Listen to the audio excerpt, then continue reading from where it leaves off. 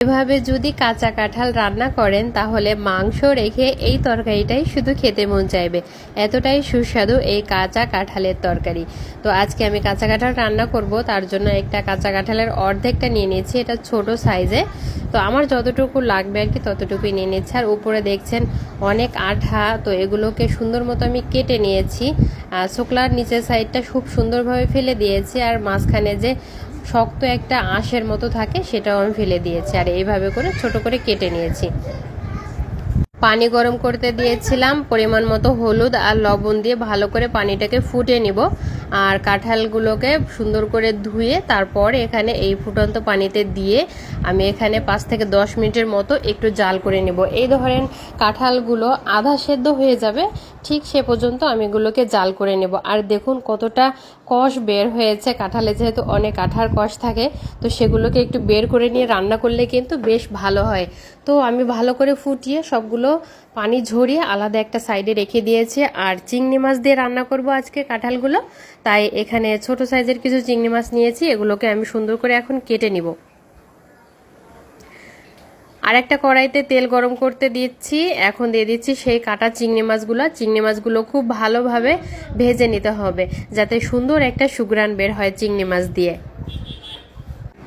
সুন্দর করে ভাজা হয়ে গেলে এখানে আমি কিছুটা পেঁয়াজ কুচি দিয়ে দিব। পেঁয়াজ আর এই চিংড়ি মাছটা একসাথে ভালো করে একটু ভেজে নিলেই হয়ে যাবে। আর পেঁয়াজটাকে তাড়াতাড়ি ভাজার জন্য একটু স্বাদ মতো লবণ দিয়ে দিলাম, তরকারিতে যেমন লবণ লাগবে ঠিক সেই পরিমাণ লবণ দিয়ে দিলাম। এখানে দিয়ে দিচ্ছি কিছু মশলা, আদা বাটা, এখানে দিয়েছি রসুন বাটা, পরিমাণ মতো হলুদ, পরিমাণ মতো মরিচের গুঁড়া, গরম মশলার গুঁড়া আর জিরা গুঁড়া। সব মশলাগুলো দেওয়া হয়ে গেলে এই তেলের উপরেই একটু ভেজে নেব এই 1 মিনিটের মতো। যখন দেখবেন যে মশলাগুলো সব ভাজা ভাজা হয়ে গেছে, অল্প করে কিছু পানি দিয়ে দেব। পানি দিয়ে মশলাটাকে আবারও ভালো করে একটু কষিয়ে নেব। মশলাটা যত ভালো কষানো হবে ততই কিন্তু টেস্ট হবে। তো দেখুন এই যে মশলাটা কিন্তু খুব সুন্দরভাবে কষানো হয়ে গেছে। তারপর আমি এখানে সেই সেদ্ধ করে রাখা কাঁঠালগুলো দিয়ে দিলাম। কাঁঠালটা দিয়ে কিন্তু ভালো করে আবারও একটু কষিয়ে নিতে হবে। তবে একটা কথা বলে রাখি, এখানে যদি একটু বড় সাইজের কাঁঠাল নেন তাহলে কিন্তু এই যে বিচিগুলো থাকে, এই বিচির উপরে যে আঁশটা থাকে ওই আঁশটা কিন্তু ফেলে দিতে হবে। আমার কাঁঠালটা যেহেতু ছোট তাই আমি এর আঁশগুলো ফেলিনি। তো কষানো হয়ে গেলে তারপর আমি এখানে পরিমাণ মতো পানি দিয়েছি। এটা একটা মাখো মাখো ঝোল রাখবো, এর জন্য অল্প করে পানি দিয়েছি, কাঁঠালটা যেহেতু আগে থেকে সেদ্ধ করা আছে। তো এই যে আমার রান্নাটা কিন্তু একদমই কমপ্লিট। একদম মাখো মাখো ঝোল করে আমি কড়াই থেকে উঠিয়ে নিয়েছি। আর উঠানোর আগে টালা জিরা গরম মশলার গুঁড়া দিয়েছি, এটা দিলে কিন্তু অনেক সুন্দর একটা ফ্লেভার আসে।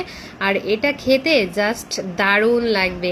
একবার বানিয়ে দেখুন, আপনি নিজেই অবাক হয়ে যাবেন। তো রেসিপিটি ভালো লাগলে অবশ্যই লাইক কমেন্ট শেয়ার করবেন। আল্লাহ হাফেজ।